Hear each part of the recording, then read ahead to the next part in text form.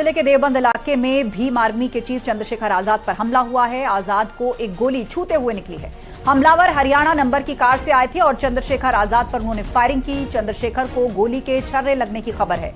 Car के शीशे भी टूटे हैं। ये घटना सहारनपुर के देवबंद इलाके में हुई है। पुलिस अब मामले की पड़ताल कर रही है। जो हमलावर थे वो पूरी प्लानिंग से आए थे और बताया जा रहा है कि उनका जो गाड़ी नंबर है वो हरियाणा का था। और ये आपको तस्वीर हम दिखा रहे हैं, चंद्रशेखर आजाद की गाड़ी की तस्वीरें हैं। किस तरीके से बदमाशों ने जब फायर किया गाड़ी के ऊपर, और इस सीट पर बैठे थे चंद्रशेखर आजाद, जिनकी कमर के पास से गोली छूते हुए निकली है। आप कार की सीट्स पर भी देख सकते हैं, गोली लगने के निशान हैं। गाड़ी का शीशा भी चकनाचूर हो गया है। बदमाशों ने गोली चलाई और वहां से भाग निकले। हरियाणा नंबर की कार थी जिससे वो आए थे। आपको तस्वीरें दिखा रहे हैं, ये चंद्रशेखर आजाद की कार है। इसी कार में बैठ करके वो जा रहे थे। अचानक प्लानिंग के साथ कुछ हमलावर आते हैं और बाहर से ही उन पर फायरिंग शुरू कर देते हैं। फायरिंग के निशान गाड़ी पर साफ देखे जा सकते हैं। बाहरी गेट पर गोली लगी है, अंदर सीट पर गोली का निशान है और चंद्रशेखर आजाद की कमर को छूते हुए गोली लगी है। खबर आ रही है कि गोली का छर्रा उन्हें लगा है। फौरन अस्पताल ले जाया गया है और पुलिस इस मामले की जांच हर एंगल से कर रही है। देवबंद इलाके की यह घटना चंद्रशेखर आजाद को एक गोली छूते हुए निकली है। पुलिस ने जानकारी दी है कि हमलावर हरियाणा नंबर की कार से आए थे और जान लेने की नीयत से यह हमला किया गया है। चंद्रशेखर आजाद पर जानलेवा हमला हुआ है। तो दूसरी तस्वीर में आप देख रहे हैं, चंद्रशेखर आजाद गोली लगने के बाद फौरन आसपास लोगों ने और उनके जो साथी उनके साथ कार में थे उन्होंने उनको लिटाया और फौरन अस्पताल लेकर गए। और घाव का निशान कमर के पास से छूती हुई गोली गई है। पुलिस ने बताया कि छर्रा लगा है गोली का। देवबंद इलाके में यह घटना हुई है। तो बड़ी खबर आपको बता दें, सहारनपुर जिले के देवबंद इलाके में भीम आर्मी के चीफ चंद्रशेखर आजाद पर हमला हुआ है। और ज्यादा जानकारी के लिए रुक करेंगे हमारे सहयोगी सहारनपुर से देवेश त्यागी जुड़ गए हैं फोन लाइन पर। देवेश, पुलिस ने क्या जानकारी दी है? गोली लगी है या छूते हुए निकली है? हालत कैसी बनी हुई है फिलहाल चंद्रशेखर आजाद की? पुलिस का कहना है कि उसको छूती हुई निकली है और चंद्रशेखर खतरे से बाहर है। तो हालत खतरे से बाहर है, गोली छूते हुए निकली है। और क्या जानकारी पुलिस जुटा पाई है? इतनी तो जानकारी सामने आई कि हरियाणा नंबर की गाड़ी थी। बदमाश कितनी संख्या में आए थे, कैसे हथियार थे, इस बारे में कुछ पता चला है? अगर पुलिस चंद्रशेखर के साथ कमरे में बंद है, दरवाजा लॉक किया हुआ है उन्होंने, और वह सारी जानकारियां इकट्ठी कर रहे हैं। पूछताछ करने के बाद क्या किस कारण से हमला हुआ, कहाँ कोई पीछे था, क्या था, सारी जानकारी इकट्ठा करने के बाद ही वह मीडिया से साझा करेंगे। तो पुलिस अधिकारी कमरे में है उनके साथ में और मीडिया को थोड़ा सा दूर रखा गया है। जी बताएं। तो मीडिया को फिलहाल दूर रखा जा रहा है, लेकिन बड़ा सवाल यह भी है देवेश कि ये घटना एग्जैक्टली किस जगह पर हुई है? वहां पर सीसीटीवी रहे होंगे या फिर कोई ऐसी सड़क थी जिस पर वाहनों की आवाजाही कम रहती है? कोई ऐसा चौराहा था जहां से आसानी से बचकर भागा जा सकता है? के गाँव में ये एक तेरहवीं थी जिसमें ये आए थे, ठीक है। उसी में सम्मिलित होने के बाद जैसे ही वो निकल रहे थे तभी ये गोलीबारी हुई है।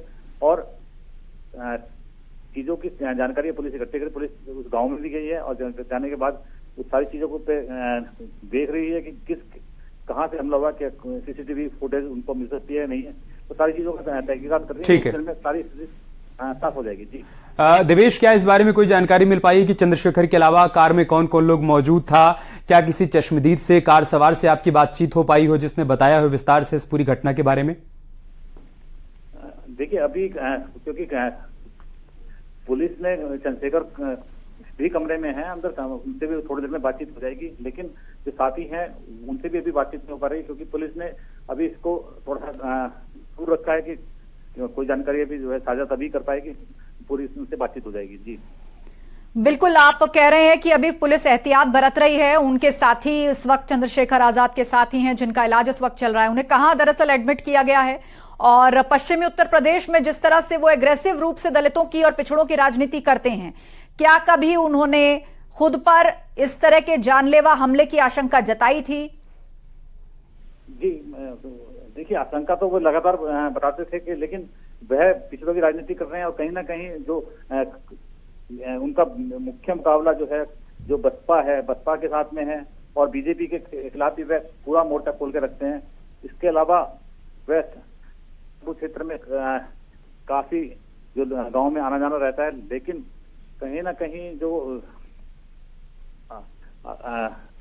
गांव में लेकर कहीं ना कहीं जो राजनीतिक पहलू भी हो सकते हैं कि हमले का जो कारण है एक राजनीतिक पहलू भी हो सकता है, लेकिन अभी सारी स्थिति तभी होगी जब उनसे जो बातचीत होने के बाद। ठीक है देवेश, आप बने रहे हमारे साथ। ये तस्वीरें भी हम दर्शकों के साथ साझा कर रहे हैं। चंद्रशेखर आजाद जो कि इस वक्त लेटे हुए, आप देखिए उनकी कमर को छूते हुए गोली निकल गई है। और जैसा कि हमारे सहयोगी देवेश बता रहे हैं कि जिस कमरे में इस वक्त चंद्रशेखर आजाद हैं, उस कमरे में मीडिया कर्मियों को फिलहाल नहीं जाने दिया जा रहा है। उनके कुछ समर्थक उनके आसपास नजर आ रहे हैं, कुछ पुलिसकर्मी नजर आ रहे हैं। ये कोशिश की जा रही है कि उनको जो गोली की खरोच लगी है या गोली छूते हुए निकली है, तो अगर किसी प्रकार की कोई आशंका है तो उनको इलाज यहां पर उपलब्ध करवाया जा सके, वो सुनिश्चित किया जा रहा है पुलिस की तरफ से। फिलहाल पुलिस हर पहलू से इस पूरे मामले की जांच पड़ताल कर रही है। किन लोगों ने इस वारदात को अंजाम देने की कोशिश की, उनका मकसद क्या था, उनकी मंशा क्या थी, उन तमाम पहलुओं पर जांच पड़ताल चल रही है। लखनऊ से हमारे सहयोगी ऋषभ मणि इस वक्त हमारे साथ जुड़ चुके हैं। ऋषभ, वहां से क्या जानकारी, क्या अपडेट इस पूरे घटनाक्रम को लेकर? देखिए, डीजीपी मुख्यालय ने इस पूरी घटना को काफी गंभीरता से लिया है। इस मामले की जांच के आदेश भी दे दिए हैं। और जो बात अभी तक सामने आ रही है और जो बताया गया है पुलिस मुख्यालय की ओर से, ये बताया गया है कि पूरी तरह से खतरे से बाहर हैं चंद्रशेखर आजाद, और उनके कमर के हिस्से से छूते हुए एक गोली निकली है। वहां पर एक जख्म है, लेकिन वो पूरी तरह से खतरे से बाहर हैं। और ये भी बात सामने आई है कि 2 संदिग्धों से पूछताछ की जा रही है, जिनके ऊपर शक जताया जा रहा है उन्होंने फायरिंग की है। पुलिस से कहा गया है, सहारनपुर पुलिस से, कि इस मामले की पूरी गंभीरता से जांच होनी चाहिए और जो उचित विधिक कार्रवाई है वो जल्द से जल्द सुनिश्चित कराई जाए। बिल्कुल, तो पुलिस ने आश्वासन दिया है कि मामले की जांच चल रही है, जल्द ही पता लग जाएगा। लेकिन बड़ा सवाल यह है ऋषभ मणि कि चंद्रशेखर रावण जिस तरह की बयानबाजी मीडिया में आके करते हैं, बहुत सारे बड़े नेताओं का नाम लेकर उन पर तरह तरह के आरोप लगाते हैं, खुद पर जानलेवा हमला हो सकता है, हत्या की आशंका तक जता चुके हैं। अब एक गांव में किसी 13वीं समारोह में पहुंचे थे जहां कुछ हमलावरों ने उनको निशाना बनाया। इससे पहले अगर उनकी सुरक्षा की बात की जाए तो क्या कोई सरकारी सुरक्षा इस वक्त उनके पास है या नहीं? देखिए, जहां तक मेरी जानकारी है उनके पास कोई सरकारी सुरक्षा नहीं है, और ये जिला प्रशासन की जिम्मेदारी होती है। अगर किसी को भी अपनी जान का खतरा होता है तो उसको एसएसपी और डीएम को अवगत कराना होता है, और उनको जो भी थ्रेट है उस थ्रेट का आकलन किया जाता है, जिसमें एलआईयू पुलिस सब शामिल होते हैं।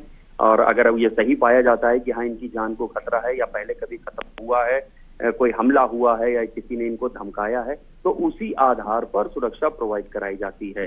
तो अभी ये कहना मुश्किल होगा इनको कोई सरकारी सुरक्षा थी या नहीं। हाँ, ये बात बिल्कुल सही है कि वो एक भीम आर्मी के वो मुखिया हैं, पॉलिटिकल करियर भी उनका धीरे धीरे आगे बढ़ रहा है, मजबूत हो रहा है, और ऐसी आशंका जताई जाती है कि कुछ लोग उनसे रंजिश रख सकते हैं, उनसे वैमनस्यता रखते हैं। लेकिन अभी जब जांच हो जाएगी तब तमाम बातें सामने आएंगी कि जिन्होंने हमला किया है, जो बताया जा रहा है, उनका मकसद क्या था। ऋषभ, आप बता रहे हैं कि 2 संदिग्धों को हिरासत में लिया गया, उनसे पूछताछ की जा रही है। क्या किसी सीसीटीवी फुटेज के आधार पर इनको हिरासत में लिया गया है, या किसी चश्मदीद ने इन 2 लोगों पर आशंका जाहिर की उसके बाद इनको हिरासत में लिया गया? और तीसरा सवाल है कि क्या ये सहारनपुर के ही हैं या फिर कहीं किसी दूसरे जिले से यहाँ पर किसी वारदात को अंजाम देने के मकसद से पहुंचे थे? देखिए, अभी जो बताया जा रहा है उसके मुताबिक जो दो संदिग्धों से पूछताछ हो रही है, उनसे किसी गुप्त स्थान पे पूछताछ हो रही है। अभी ऑफिशियली किसी ने कुछ भी नहीं कहा है, लेकिन जो हमारे सोर्सेज है उनका ये कहना है कि 2 संदिग्धों से पूछताछ की जा रही है। ये जानने की कोशिश की जा रही है कि अगर उन्होंने ही ये हमला किया है तो आखिरकार इसकी वजह क्या है। तो अभी थोड़ा सा इंतजार और करना होगा कि ऑफिशियली क्या स्टेटमेंट आता है पुलिस की ओर से, चाहे वो सहारनपुर जिला पुलिस की ओर से हो या डीजीपी मुख्यालय की ओर से। लेकिन एक बात पुख्ता तौर से कही गई है कि पूरी तरह से खतरे से बाहर हैं चंद्रशेखर आजाद। डीजीपी मुख्यालय की तरफ से ऐसा कोई निर्देश जिसे जांच की जिम्मेदारी सौंपी गई हो? नहीं, अभी तक ये तो नहीं बताया गया है कि अफसर के पास इसकी जिम्मेदारी है, लेकिन ये जरूर कहा गया है कि गस्टेड अफसर इस मामले की जांच करें। तो डिप्टी एसपी या उससे ऊपर के स्तर के अधिकारी इस पूरे मामले की जांच करेंगे, ऐसे निर्देश यहाँ पे दिए गए हैं। बिल्कुल, तो जांच के निर्देश दे दिए